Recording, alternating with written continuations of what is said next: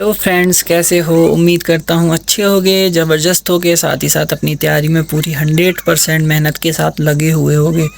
तो चलिए दोस्तों, चलते हैं। आज की वीडियो हम बात करेंगे कि बीएसएफ के होते हुए भी असम राइफल बॉर्डर पर क्यों है, क्यों एसएसबी बॉर्डर पर है, आईटीबीपी बॉर्डर पर काम करती है। तो अगर बॉर्डर की बात करें तो जैसे बीएसएफ फोर्स है आपका, तो बीएसएफ का फुल फॉर्म होता है बॉर्डर सिक्योरिटी फोर्स। तो असम बीएसएफ है जो वो ओनली बॉर्डर की सिक्योरिटी के लिए बनाई गई है। फिर भी बीएसएफ के होते हुए भी बाकी फोर्सेस बॉर्डर पर क्यों डिप्लॉयमेंट हैं? क्योंकि एक भाई का कमेंट्स आ रहा था कि जो असम राइफल है वो म्यांमार बॉर्डर पर रहती है, तो बीएसएफ क्यों नहीं रहती? दोनों में क्या क्या डिफरेंट है कि असम राइफल को बीएसएफ की जगह बॉर्डर पर रहना पड़ता है। तो मैं असम राइफल के साथ साथ ही एसएसबी आईटीबीपी के बारे में भी आपके डाउट्स क्लियर कर दूंगा कि इन सब जो फोर्स हैं वो सब बॉर्डर पर रहती हैं किसी न किसी कंट्री के साथ। तो बीएसएफ के होते हुए भी इनको क्यों बॉर्डर पर रहना पड़ रहा है? क्या इनको ऐसे क्या रीजंस हो गए जो इन्हें बीएसएफ के होते हुए बॉर्डर पर इन्हें ड्यूटी देनी पड़ रही है? तो आज के वीडियो में हम इस टॉपिक पर बात करेंगे और उम्मीद करता हूँ आपको कि आपके डाउट्स ये वीडियो देखने के बाद दूर हो जाएंगे।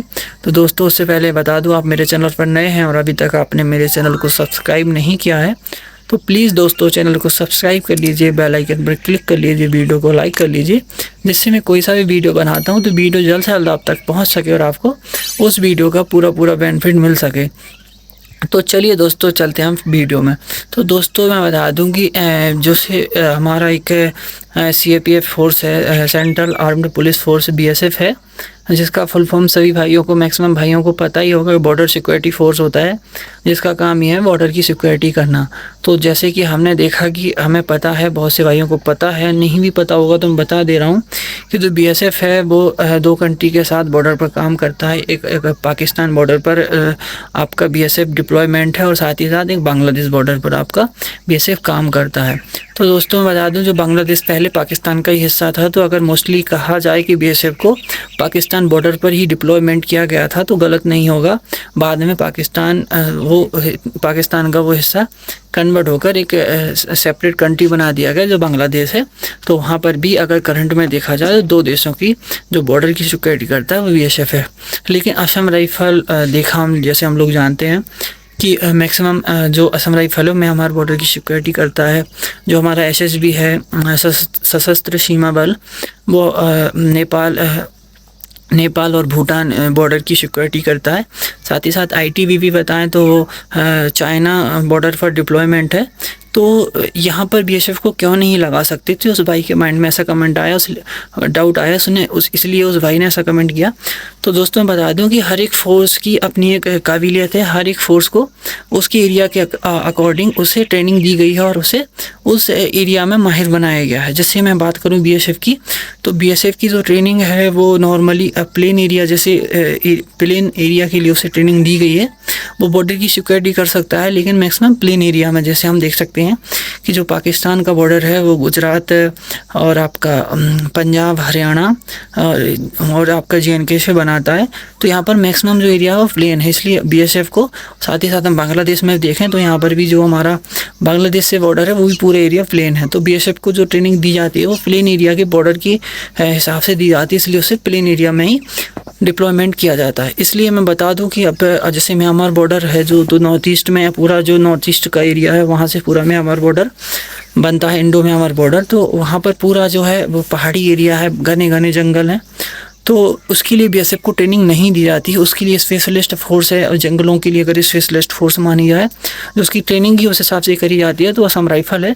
तो असम राइफल से बेस्ट यहाँ पर कोई फोर्स नहीं कर सकती। यहाँ पर खुद आर्मी भी नहीं उतना टिक पाती जितना अच्छे से काम और ऑपरेशन असम राइफल यहाँ करती है। इसलिए यहाँ पर असम राइफल को ये नॉर्थ ईस्ट का जो पूरा एरिया है प्रोवाइड किया गया है और साथ ही साथ इंडो म्यांमार बॉर्डर पर इसे डिप्लॉयमेंट किया गया है। ऐसे ही मैं बात करूं कि अब नेपाल बॉर्डर की, तो नेपाल का जो बॉर्डर है भारत नेपाल इंडो नेपाल बॉर्डर है वो लगभग आपका सेमी माउंटेन और सेमी फॉरेस्ट वाला एरिया है। वहाँ ज़्यादा कोई हाँ, जंगल हैं लेकिन इतना घने जंगल नहीं है, और साथ ही साथ छोटे बड़े पहाड़ हैं, इतना उतना उस एरिया में उतने बड़े पहाड़ नहीं हैं। तो एसएसबी को उस एरिया के अकॉर्डिंग आपको ट्रेनिंग, एसएसबी वालों को ट्रेनिंग दी जाती है कि छोटे बहुत जंगलों में वो ईज़िली लड़ पाएँ और ईज़िली सर्वाइव कर पाएँ। साथ ही साथ छोटे पहाड़ों में वो ईज़िली अपनी काम को अच्छे से, अपनी ड्यूटी को अच्छे से कर पाएँ, और साथ ही साथ अपनी सेफ्टी और अपने ट्रूप्स की सेफ्टी कर पाएँ और अच्छे से सर्वाइव कर पाएँ। ऐसे ही अगर मैं बात करूँ आईटीबीपी, तो आईटीबीपी को माउंटेन वाले एरिया के लिए स्पेशलिस्ट बनाया गया है।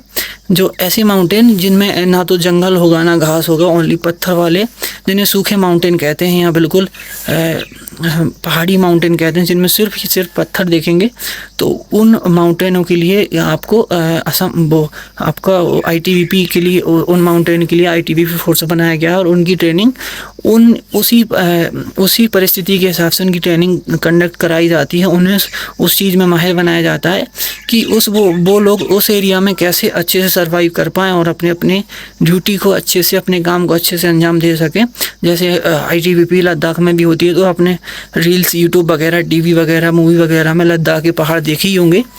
तो कहीं कहीं आपको बर्फ़ भी दिखती है, क्योंकि आईटीबीपी हिमवीर कहा जाता है, तो बर्फ़ में भी सर्वाइव करता है, तो उसकी ट्रेनिंग भी उस हिसाब से कराई जाती है। बर्फ़ ना दिखने के अलावा आपको ऐसे पहाड़ भी दिखे होंगे जो ओनली उसमें पत्थर, बड़ी बड़ी चट्टानें दिखती होंगी और ऊँचे ऊँचे। तो वहाँ पर अगर आप कहें कि बीएसएफ चला जाए, असम राइफल चला जाए, एसएसबी चला जाए, तो वहाँ पर वो पॉसिबिलिटी नहीं है, क्योंकि उसके लिए स्पेशलिस्ट आईटीबीपी बनाई गई है।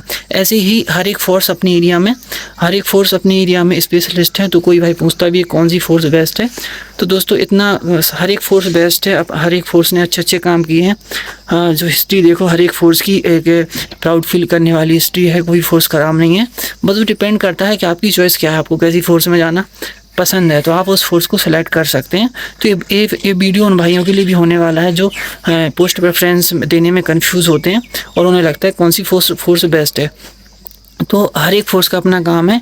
अगर मैं कहूँ कि आप एसएसबी को नॉर्थ ईस्ट में ले आओ, तो वो फोर्स सक्सेस नहीं होगी, क्योंकि जो उनका काम करने का तरीका है वो असम राइफल से अलग है, और असम राइफल का काम करने का तरीका एसएसबी, आईटीबीपी, इन सबसे अलग है।